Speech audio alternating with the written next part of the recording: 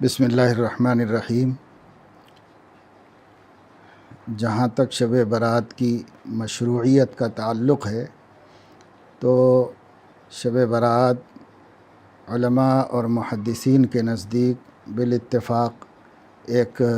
بابرکت رات ہے، جس میں اللہ تعالیٰ اپنے بندوں کے لیے بہتر سے بہتر فیصلے فرماتے ہیں، اور اللہ تعالیٰ اس رات میں بندوں کی مغفرت کرتے ہیں، سوائے چند بہت بڑے بڑے گناہوں کے مرتکبین کے، کینہ رکھنے والے، شراب کے مستقل عادت رکھنے والے، اسی طریقے سے والدین کے نافرمان اور قطع رحمی کرنے والے۔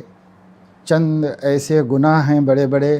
جن کے مرتکبین کو چھوڑ کر باقی سب کی اللہ تعالیٰ اس رات میں بخشش فرماتا ہے، اور رزق کے، موت کے فیصلے ہوتے ہیں۔ اس لیے اس رات کے متبرک ہونے اور دوسری راتوں سے بہتر ہونے میں کوئی شک اور اختلاف نہیں۔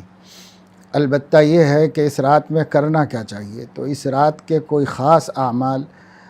ہمیں نبی کریم صلی اللہ علیہ وسلم سے اور علماء سے نہیں پہنچے ہیں۔ دعائیں کرنا چاہیے، نوافل پڑھنا چاہیے، اللہ پاک کو یاد کرنا چاہیے، استغفار کا اہتمام کرنا چاہیے، اور یہ سب اعمال انفرادی طور پر اپنے اپنے طور پر ہونا چاہیے۔ اب اس سلسلے میں جو لوگوں نے مختلف عقیدے گڑھ رکھے ہیں، ان کا شرعاً کوئی اعتبار نہیں ہے۔ مثال کے طور پر اسے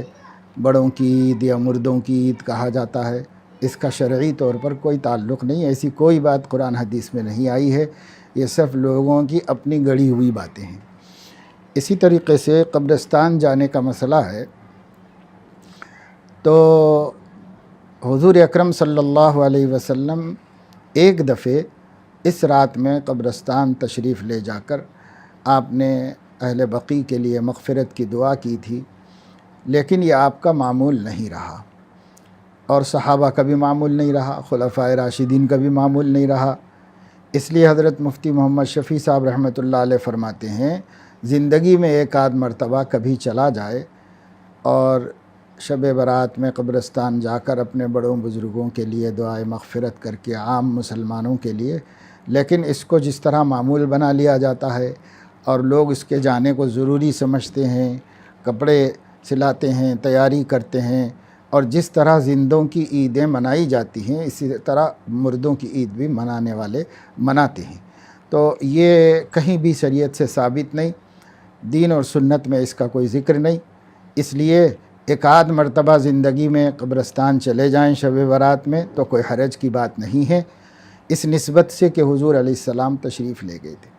لیکن چونکہ آپ کا بھی معمول نہیں تھا، بعد میں صحابہ کا بھی نہیں تھا، علماء نے بھی اس کو ضروری نہیں کہا، اس لیے ضروری نہیں سمجھنا چاہیے، اور ہر سال اس کو شب برات کے اعمال میں شمار نہیں کرنا چاہیے۔ اسی طریقے سے مخصوص پکوان وغیرہ کیا جاتا ہے ہمارے حیدرآباد کے علاقوں میں، یہ بھی درست نہیں ہے۔ ہندوستان کے دوسرے علاقوں میں بات دوسری رسمیں ہیں، تو وہ بھی صحیح نہیں ہے، اور ہمارے علاقوں میں جو رسومات ہوتی ہیں وہ بھی بالکل غلط ہے، صحیح نہیں ہے،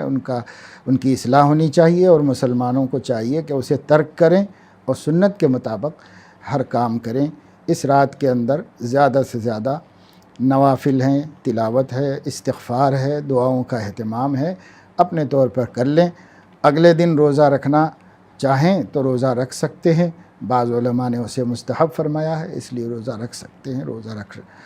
جو رکھنا چاہیں وہ رکھیں، ضروری نہ سمجھیں۔